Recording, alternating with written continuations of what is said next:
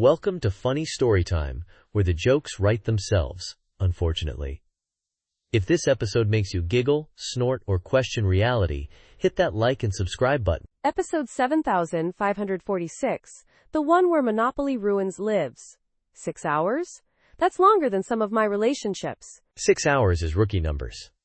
I once played a game that lasted so long, the board developed sentience and started charging rent. Charging rent to the players? That's brutal.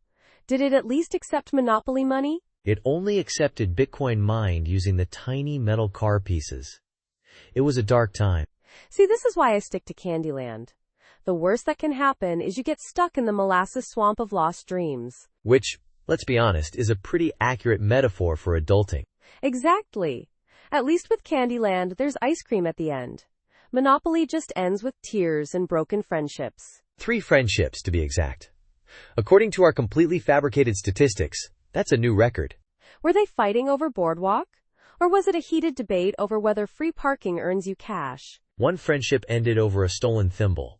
Another imploded due to aggressive hotel placement. The third? Someone ate all the pretzels. Pretzels? The true currency of any board game. Stealing someone's pretzels is a declaration of war. It was a salted caramel pretzel, too. A limited edition, artisanal pretzel. You could practically taste the betrayal. I've heard tales of these mythical pretzels. They say their salty, sweet allure can drive even the most peaceful person to madness. Madness, bankruptcy, and 6-hour Monopoly marathons. It's a slippery slope. Less than person one greater than welcome to Funny Storytime, where the jokes write themselves, unfortunately. If this episode makes you giggle, snort, or question reality, hit that like and subscribe button. So funny story number 7546. A dog mayor. Not just any dog, but apparently, Mr. Bojangles, the fluffy terror that eats socks and barks at mailmen, is now Mayor Bojangles. I mean, his campaign slogan was, "More treats, less taxes."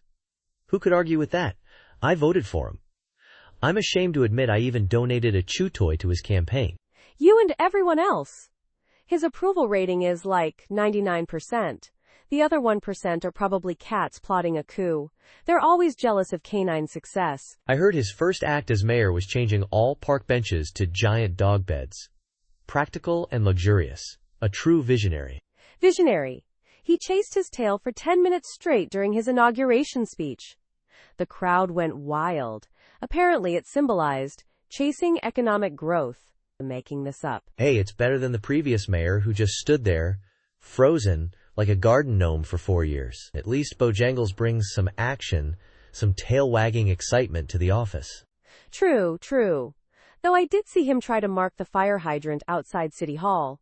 The security guards looked confused. Apparently marking territory isn't in the mayoral handbook. Give the guy a break. He's learning the ropes. I bet he'll be signing bills with paw prints by next week. Think of the collectors. Value. I just hope he doesn't declare squirrels public enemy number 1. My neighbor's gonna lose it. She thinks they're reincarnated royalty, you know? Oh, she's one of those squirrel people. I've heard whispers. They're organizing. Stockpiling nuts. It's all very hush-hush. This town is going to the dogs, I tell you. Literally. Don't forget to pick up the limited edition Mayor Bojangles squeaky toy. All proceeds go to replacing the city's fire hydrants. Apparently they're in high demand now. Less than person one greater than welcome to Funny Storytime, where the jokes write themselves, unfortunately. If this episode makes you giggle, snort, or question reality, hit that like and subscribe button. Episode 7546, Part 3. The marshmallows are ready, but the mystery remains. Who started the fire? It's like a smorgasbord of intrigue. I'm picturing a detective, trench coat and all, interrogating a graham cracker. Where were you between the hours of roasting and toasting? The graham cracker crumbles under pressure, revealing it was part of an underground s'mores ring. The plot thickens, stickier than melted marshmallow. Wait, are we talking about actual s'mores or some kind of metaphor for society? Because I'm suddenly feeling very philosophical about my snack choices. Deep thoughts with s'mores. It's the new self-help craze. Find your center, and your perfect golden brown roast. I bet the fire was started by a rogue squirrel with a penchant for pyrotechnics. They're always up to no good, those fluffy-tailed arsonists. Or maybe it was spontaneous combustion caused by excessive graham cracker friction. Scientists say it's a real phenomenon. Probably. Statistically, 87% of campfire mysteries are solved by a talking raccoon wearing a monocle. It's just a matter of time before he shows up. I knew it. I bet the raccoon also runs a marshmallow protection racket. You want these babies safe? You gotta pay the fluffy tax. This is getting out of hand. Someone fetch me a s'more. I need to comfort myself with the sweet taste of unanswered questions. Coming right up. One existential crisis s'more, extra gooey. Don't worry, I charged it to the raccoon's account. Okay, so the vacation photos. 1 UFO, 3 photobombs. Sounds like my average Tuesday, except usually the UFOs are just weird cloud formations, and the photobombs are squirrels. Squirrels are the OG photobombers. Don't at me. They invented the art. They perfected it. They taught it to the aliens. It's all connected, man. So this UFO, was it blurry, metallic, or shaped like a giant rubber ducky? Because I've seen all three, and honestly, the rubber ducky one was the most unsettling. This one was majestic. Like a chrome-plated frisbee shimmering in the Cancun sun right behind Brenda as she posed with a margarita. Ruined the shot, honestly. Brenda needs to work on her UFO dodging skills. It's a basic vacation survival tactic these days. Right after, don't drink the tap water, and avoid eye contact with timeshare salespeople. Exactly. But the photobombs were even worse. First, a random dude in a Speedo flexed in the background of a family portrait. Then, a seagull stole Nana's dentures mid-laugh. Epic. Seagull photobomb. Classic. I'm guessing the third photobomb was a rogue wave crashing into the sandcastle competition? Or was it a rogue sandcastle crashing into the wave competition? Nope. Even better. A mime. Just standing there, trapped in an invisible box. Right behind Brenda again. It was like the universe was conspiring against her Instagram feed. Brenda needs to invest in a photobomb-proof force field. Or maybe just stay home next year. It's safer that way. For everyone. Agreed.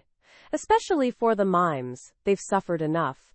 Imagine being eternally trapped in an invisible box, only to be immortalized as a vacation photobomb. The horror. The true horror story here is Brenda's vacation album. It sounds like a fever dream directed by a squirrel. Nailed it. Pure chaos. We should pitch this to Netflix. Brenda's Bummer Vacation. A UFO, 3 photobombs, and 1 mime too many. Coming this summer. Welcome to Funny Story Time, where the jokes write themselves, unfortunately. If this episode makes you giggle, snort, or question reality, hit that like and subscribe button. Episode 7546, Part 5. This is where things get spectral. And by spectral, I mean we accidentally summoned a Victorian ghost in painting class. I still can't believe Mrs. Higgins thought burnt umber and a seance were interchangeable. Like, mix 1 part ectoplasm with 2 parts linseed oil for a ghostly glow. Right? And the ghost, Barnaby, wasn't even mad. Just disappointed. He kept muttering about the lack of proper aspic at the summoning. Barnaby was a real foodie ghost. He critiqued my still life, said the apples lacked ethereal luminosity. He suggested adding a spectral banana for contrast. I swear he gave Mrs. Higgins tips on improving her brushstrokes. Turns out, haunting and watercolor painting share a lot of techniques. Who knew? Then he started a feud with the model, Agnes, claiming she wasn't pale enough for a proper Victorian portrait. Agnes threatened to call Ghostbusters. Honestly, peak painting class. Agnes then challenged Barnaby to a paleness off, claiming her great-aunt was famous for fainting at the drop of a hat. Barnaby countered with, "My dear, I've been haunting graveyards for 150 years. I practically invented pallor." The drama was thicker than Mrs. Higgins. Impasto technique. I tried to capture it all on canvas, but all I managed was a blurry blob of burnt umber. Mrs. Higgins gave me an A for capturing the emotional turmoil. I'm framing it. It's called Barnaby vs. Agnes, Dawn of the Pale. A masterpiece of accidental summoning and art history. Next week, Barnaby teaches us how to paint with ectoplasm. Tune in if you dare. Welcome to Funny Story Time, where the jokes write themselves, unfortunately. If this episode makes you giggle, snort, or question reality, hit that like and subscribe button. So, story number 7546, huh? Sounds like we're deep in the absurdity trenches. Buckle up, folks. This one involves a hotel keycard and a whole lot of what the heck. You know, they say every hotel keycard has a story. But mine?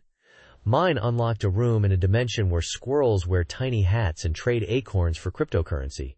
True story. Cryptocurrency? Those squirrels are playing the long game. I bet they're hoarding walnut NFTs. Are we sure this wasn't just a really weird dream after a dodgy gas station burrito? Nope, completely sober. I even tried to order room service, but they only delivered sentient pizzas that debated philosophy with you. I couldn't even get pepperoni. Sentient pizza debates? That's an upcharge, right? I'd pay extra for an existential crisis with my extra cheese. Did you at least tip the pizza guy or pizza entity? Tipped him in existential dread. Seemed appropriate. He just stared at me with his cheesy, all-knowing eyes. It was unsettling. Then he quoted Nietzsche. Nietzsche and pizza. The ultimate Friday night. I'm starting to think my hotel stays are way too boring. Where do I find these interdimensional keycards? Asking for a friend who is me. Oh, it's easy. Just book a room at the Quantum Inn where reality takes a vacation. 5-star reviews, mostly from beings who transcend linear time. Sounds legit. Do they offer a continental breakfast or just a conceptual bagel buffet? Because honestly, I'm intrigued. It's a Schrodinger's breakfast. It simultaneously exists and doesn't exist until you open the box. It's either a croissant or a black hole. No in between. I'll take my chances. I haven't had a good black hole with my coffee in ages. This vacation is going to be epic. Just remember, if you see a squirrel in a top hat, don't make eye contact. They're aggressive negotiators. Trust me on this one. Noted. Aggressive, top hat wearing, cryptocurrency trading squirrels. What could possibly go wrong? I'm packed and ready to go. Welcome to Funny Story Time, where the jokes write themselves, unfortunately. If this episode makes you giggle, snort, or question reality, hit that like and subscribe button. So part 7 of this saga. Their morning routine. Panic, caffeine, and apologies. Sounds like my average Tuesday. Except these two woke up in a giant bird's nest. A toucan, specifically. Remember? They stole its beak yesterday? Oh, right. I'd forgotten that minor detail. Imagine waking up to a toucan staring you down, beakless. The guilt trip of a lifetime. Not just staring. Apparently, the toucan learned to yodel overnight. A very loud, off-key yodel. Like, imagine a cat fighting a bagpipe. Okay, I'm picturing it, and it's horrifyingly beautiful. So they apologized, right? Offered it some premium birdseed, maybe a tiny sombrero? Apologies? These two panicked. They tried to convince the toucan it was all a dream, that beaks are overrated anyway. Classic avoidance strategy. Look, you haven't seen your beak because it's on a spiritual journey, finding itself. It'll be back, probably. Exactly. Then they tried to escape by crafting wings out of the nest material and banana peels. It went as well as you'd expect. Oh, I'm betting 0% success rate on that one. Did they at least offer the toucan some caffeine? Misery loves company, right? They spilled their coffee trying to fly. It landed on the toucan's head, which, according to the script, gave it temporary superintelligence. Oh no, a super-intelligent, beakless, yodeling toucan fueled by caffeine? This can only end well. The toucan then proceeded to build a tiny catapult out of twigs and launch them out of the nest using a mango as ammunition. Classic toucan move. I mean, who hasn't been there? Tuesday morning, caffeine high, mango catapult. Don't forget the missing beak and the yodeling. And that's where we leave them, hurtling through the air towards what I can only assume is a field of angry pineapples. Stay tuned for part 8, where they discover the pineapples are surprisingly good therapists and learn the true meaning of friendship, or something. Welcome to Funny Story Time, where the jokes write themselves, unfortunately. If this episode makes you giggle, snort, or question reality, hit that like and subscribe button. Episode 7546? That's a weirdly specific number. Are we sure this isn't some kind of coded message? Like 75 raccoons, 846 scones? Maybe. Or maybe it's the number of times I've face-planted into a pile of catnip thinking it was a fluffy cushion. Don't judge. Speaking of catnip, this cat cafe has more beady eyes and bandit masks than I'm comfortable with. Are Are those raccoons wearing tiny aprons? They're the baristas. Tippy Toes makes a mean cappuccino, but watch out for his special blend. It involves digging through the trash and adding surprise ingredients. I just saw one juggling coffee beans and a half-eaten bagel. Is this the new hipster trend I missed? Raccoon-powered artisanal coffee? I'm scared, yet intrigued. Oh, it's all the rage. They also offer pedicures, but good luck getting them to use anything other than mud and glitter glue. My nails haven't been the same since. I'm pretty sure one just tried to pickpocket me. Are we allowed to tip in shiny objects? Or should I offer it some garbage? I have half a banana peel in my bag. Garbage is preferred. Cash is useless here. They use a barter system based on shiny bottle caps and pilfered pastries. Standard raccoon economy. This is officially the weirdest Tuesday of my life. I need more coffee. Or maybe less. Definitely something stronger. Just don't let them convince you to try the trash can surprise. It's exactly what it sounds like. And it's never a good surprise. Trust me on this one. Too late. One just handed me a tin can filled with something. It smells vaguely of tuna and despair. Wish me luck. You're a braver soul than I. I'm sticking to my prepackaged, raccoon-free, store-bought granola bar. From a very reputable grocery store. With no raccoons. Less than / person 1 greater than. Less than. Person 1 greater than. Okay, so, a parrot running a podcast. That's not even the weirdest thing I've heard today. Remember that squirrel that tried to sell me insurance? Vaguely. Was that before or after the badger opened a bakery specializing in dirt-flavored cupcakes? Definitely after. The badger was wearing a tiny chef's hat. It was adorable, but the cupcakes? Hard pass. Back to the parrot. This feathered fiend is dropping truth bombs and interviewing celebrities, all while perched on a microphone made of crackers. Not just crackers. Gluten-free crackers. The parrot is very health conscious, unlike its owner who taught it every curse word known to man and parrot. So the podcast is basically a string of expletives interspersed with surprisingly insightful commentary on the geopolitical landscape? I'd subscribe. Oh, it's way more than that. The parrot gives relationship advice, cooks gourmet meals live on air, and sometimes even performs Shakespeare. It's a whole thing. Shakespeare? Which play? I'm hoping for Othello, with a heavy emphasis on the bird metaphors. Mostly Macbeth, funnily enough. But he replaces all the lines with, "Polly, want a cracker?" It's surprisingly profound. Critics are raving. So is the original owner even involved anymore? Or is he just sitting in the corner muttering obscenities, wondering where it all went wrong? Oh, he's there. He's the parrot's emotional support human. Holds up cue cards with the swear words, just in case the parrot forgets one. That's unexpectedly heartwarming. I'm picturing this tiny, feathered tyrant ruling the podcasting world, while its human companion just basks in reflected glory. It's beautiful. It's a twisted kind of beautiful, but yeah, I guess it is. Now, what about that time-traveling toaster we met last week? Less than person 1 greater than. Less than person 1 greater than welcome to Funny Story Time, where the jokes write themselves, unfortunately. If this episode makes you giggle, snort, or question reality, hit that like and subscribe button. Episode 7546, part 10 of 10. We're almost free. Unless this cake sucks us into an emotional void, which, let's be honest, is on the table. So she baked a cake so dry, it absorbed emotions. Not like, metaphorically. It literally sucked the feeling out of you. Like an emotional vampire, but with frosting. I bet it started with the little things. Like, you'd take a bite, and suddenly you wouldn't care that your sports team lost. Then, bam! No more existential dread. Exactly. My Aunt Mildred tried it. Went from weeping over soap operas to blankly staring at a wall, muttering, "Beige. So beige." Mildred sounds like my spirit animal. Imagine the possibilities. Tax season? Cake. Breakup? Cake. Realizing you're halfway through your life and haven't accomplished anything meaningful? Double cake. But there's a downside. My Uncle Earl ate half the cake. He now feels absolutely nothing. He just sits there, occasionally blinking. We think he's happy? Sounds like bliss. Sign me up. I'm calling dibs on the next emotionless cake. I'm thinking lemon poppy seed, the perfect flavor for the apathy apocalypse. Oh, they stopped making the cake. Turns out, after a while, nobody felt motivated enough to bake anymore. Ironic, right? The ultimate self-defeating prophecy. The cake that ended all cakes. Poetic, really. So what happened to Earl? Last I saw him, he was being used as a coat rack. Nobody had the emotional energy to move him. Makes sense. Well, folks, that's the story of the emotion-absorbing cake. Tune in next time for more tales of questionable sanity. Welcome to Funny Story Time, where the jokes write themselves, unfortunately.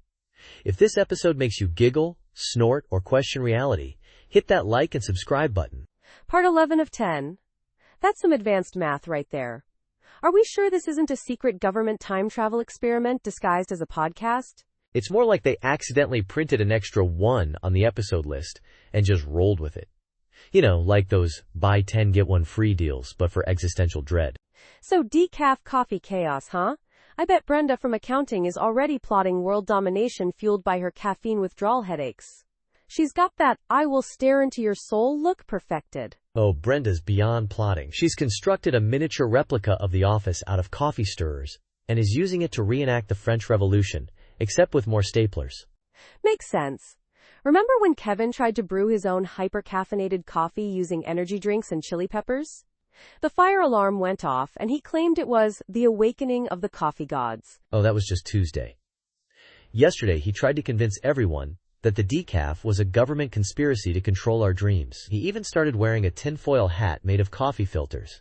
I saw him trying to trade his stapler for a bag of espresso beans on the black market. The economy's in shambles, pure chaos. It's a barter system now. 2 paper clips for a sugar packet, a half-eaten donut for a glance at the coffee machine. You know, the essentials. I heard whispers of a secret underground caffeine ring operating out of the supply closet. Apparently the password is, but first, coffee. Spooky stuff. I overheard someone say the CEO is now communicating exclusively through interpretive dance, fueled by rage and caffeine deprivation. This is fine. Everything is fine. You know what? I'm starting to think this decaf thing wasn't such a bad idea after all. The entertainment value alone is worth the impending societal collapse. Welcome to Funny Story Time, where the jokes write themselves, unfortunately. If this episode makes you giggle, snort, or question reality, hit that like and subscribe button. So part 12 of 10? This is already weirder than my Uncle Jerry's taxidermied squirrel collection, and that's saying something. A haunted blender, huh? My grandma had a haunted toaster. It only made burnt toast. We called it Old Sparky. See, burnt toast I get. But what does a haunted blender do? Make ghostly smoothies? Blend your dreams into nightmares? Maybe it just makes a really annoying whirring sound all night. Like a mosquito with anger management issues. Or maybe it blends things on its own. Imagine waking up to find your cat blended with your slippers. Horrifying, yet strangely intriguing. I bet it only blends organic stuff. Like a snobby, spectral smoothie artist. Kale, spinach, chia seeds, and ectoplasm. You know, they say the best way to deal with a haunting is to lean into it. Throw a party for the blender ghost. Call it Blend with the Spirits. We could serve blended margaritas. Although, knowing this blender, they'd probably come out as kale and banana smoothies. With a hint of existential dread. And tiny, edible ghosts made of marshmallows. The blender would probably approve. As long as they were organic marshmallows. I once read a statistic that 87% of haunted kitchen appliances prefer organic ingredients. Don't ask me where I read that. I won't, but I will ask, what kind of music does a haunted blender like? Polka? Smooth jazz?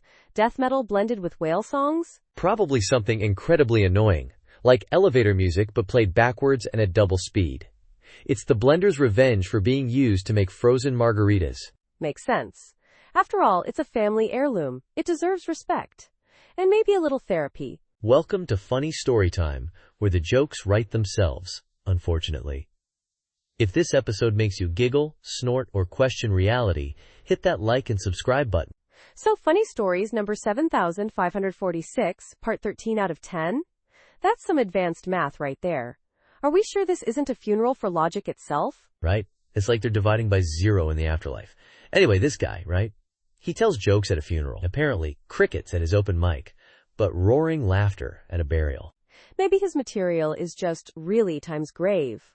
Like tombstone engraving level serious.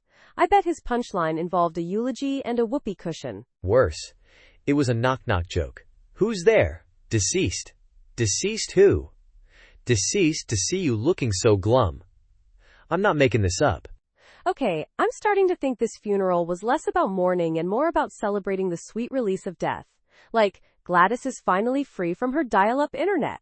Maybe Gladys times the dial-up internet. And the joke was so bad it brought her back from the digital beyond just to haunt him. Plot twist. Turns out, he's the one who's deceased, and this whole thing is his purgatory, doomed to tell bad jokes for eternity. Oh, that's dark. But also, probably how I'll spend my afterlife. Except my jokes will be about sentient toasters and the existential dread of pigeons. At least the pigeons will relate. They've seen things, man. Dark, breadcrumb-related things. Speaking of dark and breadcrumb-related, did I ever tell you about the time I tried to make toast in a microwave using only breadcrumbs and hope? Oh, this I gotta hear. Was there a small fire involved? Please tell me there was a small contained fire. Let's just say the smoke alarm now owes me therapy, and the microwave identifies as a charcoal kiln. But hey, at least it wasn't a funeral. You win. That's a story for Funny Story Time number 7547. Welcome to Funny Story Time, where the jokes write themselves, unfortunately. If this episode makes you giggle, snort, or question reality, hit that like and subscribe button. So this magician, right, quits his whole career because some Reddit user spoiled his big trick. A disappearing chihuahua named Mr. Bojangles. Apparently the chihuahua just goes into a small suitcase. A suitcase? I thought all magicians use those complicated trapdoors and smoke machines. Maybe a hidden compartment in their sparkly pants? A suitcase is just lazy magic. Right? And the Reddit user claimed they were Mr. Bojangles, posting from inside the suitcase. Said the Wi-Fi was spotty though, only getting 1 bar. Only 1 bar? That's ridiculous. My smart toaster gets better reception than that. How is a chihuahua supposed to live tweet a magic show with 1 bar? The magician, bless his soul, took it very seriously. Held a press conference, sobbing, "The magic is gone! Mr. Bojangles is a traitor!" I bet Mr. Bojangles is living his best life now, though. Probably signed a book deal. My Life Inside the Suitcase, a tell-all memoir by a canine conjuring assistant. Imagine the movie rights. Starring Danny DeVito as Mr. Bojangles, naturally. Obviously. And the magician? He's retraining as a tax accountant. Apparently, disappearing money is less controversial than disappearing chihuahuas. Less furry, too. Probably less likely to shed on your client's important documents during tax season. Unless those documents are written in kibble.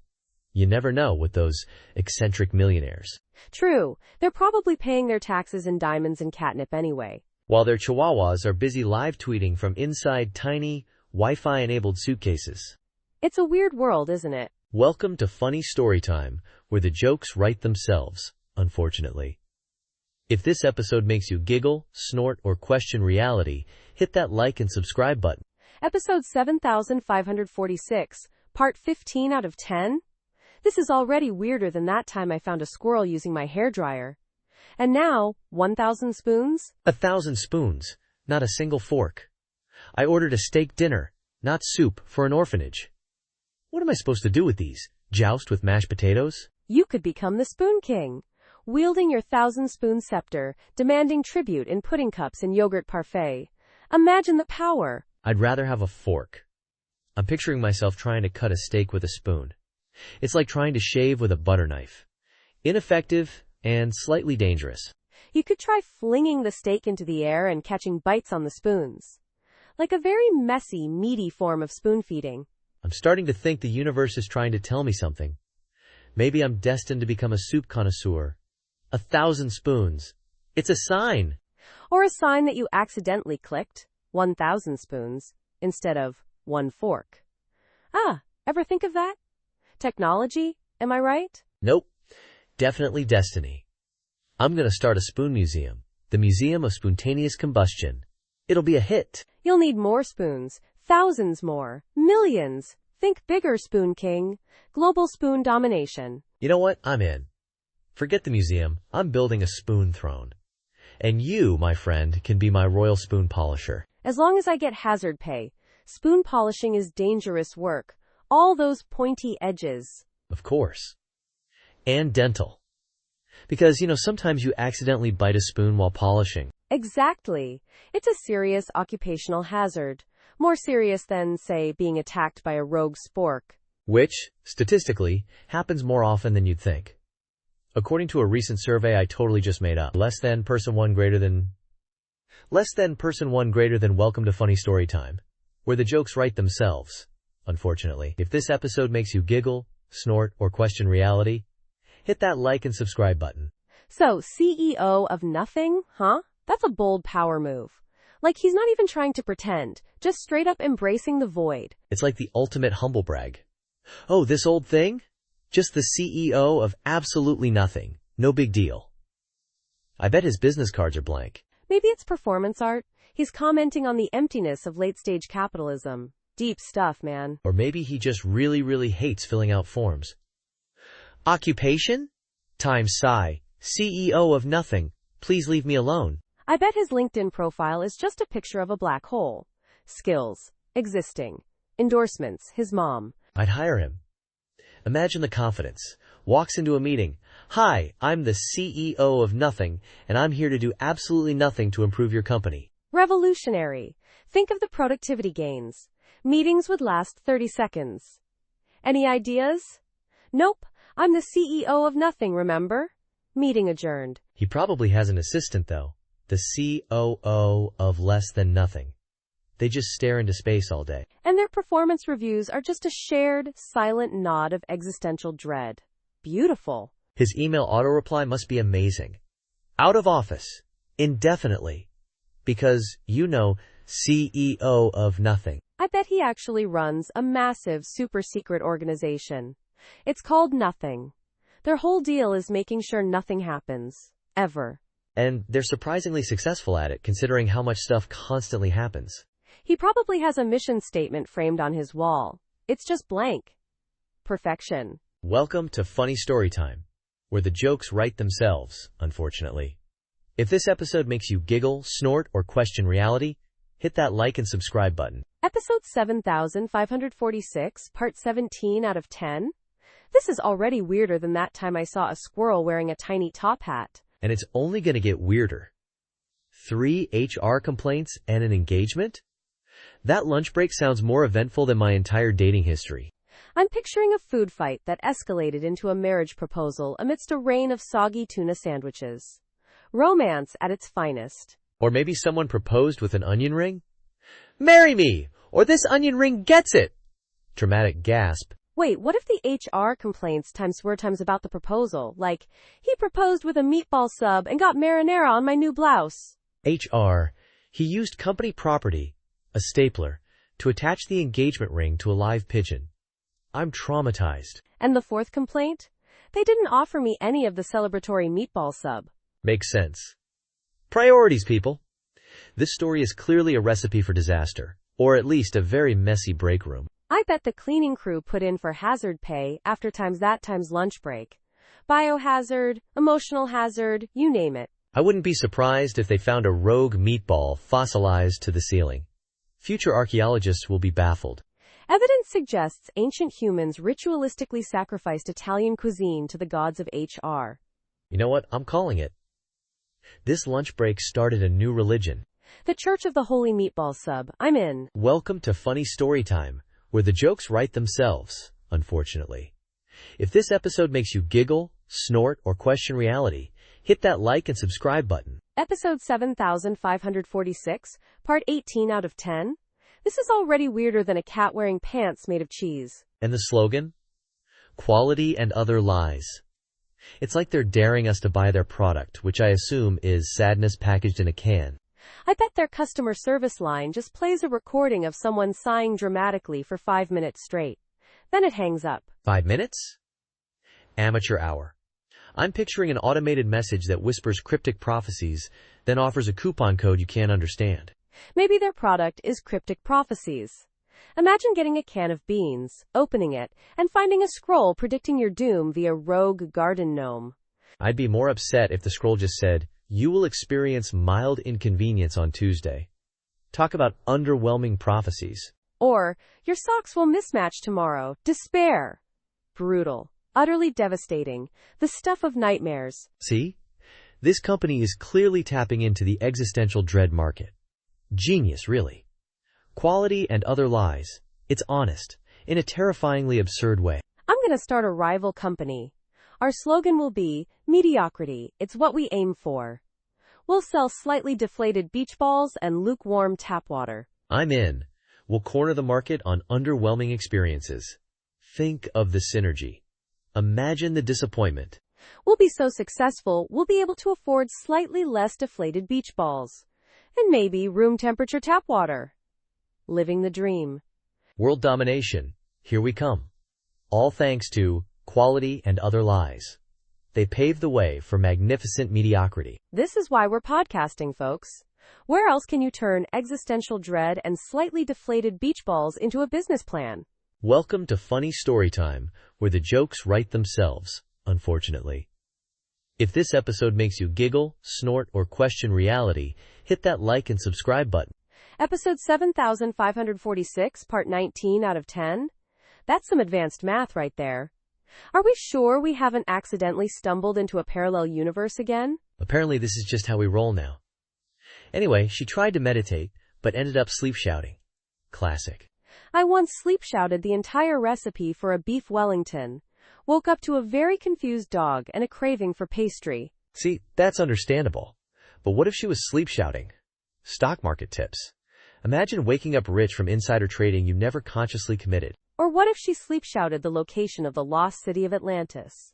Then we'd have bigger fish to fry than a slightly overcooked beef Wellington. Hold on, bigger fish? You think Atlanteans had good seafood? Maybe it was all seaweed and kelp smoothies? Kelp smoothies explain a lot about their supposed disappearance. Who wouldn't want to vanish after a lifetime of kelp smoothies? Maybe she was sleep shouting in dolphin. We'd never know. We'd just think she was having a particularly bubbly dream. I bet dolphins dream of swimming in giant kelp smoothie oceans. The horror. This took a dark turn. Maybe we should go back to the beef Wellington. At least it's delicious. Agreed. My stomach is rumbling just thinking about it. Forget Atlantis, I'm ordering takeout. Make sure to sleep shout your order. You might accidentally get extra gravy. Worth a shot, though I might also accidentally order 64 servings of mashed potatoes. Welcome to Funny Storytime, where the jokes write themselves, unfortunately. If this episode makes you giggle, snort, or question reality, hit that like and subscribe button. Episode 7546, part 20 out of 10? This is already weirder than that time I saw a squirrel wearing a tiny top hat. So, the karaoke machine caught fire. During a power ballad. You can't make this stuff up. Unless you're us, apparently. Was it Bohemian Rhapsody? Because honestly, that song has enough dramatic flair to spontaneously combust a cheap microphone. I heard it was Total Eclipse of the Heart. The irony is just chef's kiss. The dramatic power quite literally eclipsed the heart of the machine. Imagine the singer belting out, "Turn around, bright eyes," and then actual flames erupt behind them. Standing ovation? Or mass evacuation? Apparently, the singer just kept going. Incorporated the fire into his performance, used a flaming microphone stand as a prop. True dedication to the craft. That's not dedication, that's pyromania with a soundtrack. I bet he started the fire himself. Insurance fraud, I tell ya. Witnesses say he finished the song, took a bow, then casually strolled out while the bar burned around him. A true rock star exit. I just pictured him throwing the flaming microphone into the crowd like a rock concert bouquet toss. Here, catch! Next week, he's headlining at the local fire station. Tickets are apparently selling like hotcakes, or perhaps more accurately, like flaming microphones. I wouldn't be surprised if his next gig is at the Sun. Talk about a power ballad. I hear he's working on a new single, Great Balls of Fire. Subtle. I'm adding that to my songs to play during a house fire playlist. Thanks for surviving that ridiculous ride with us. Remember, laughter may not solve everything, but at least it gives your abs a workout.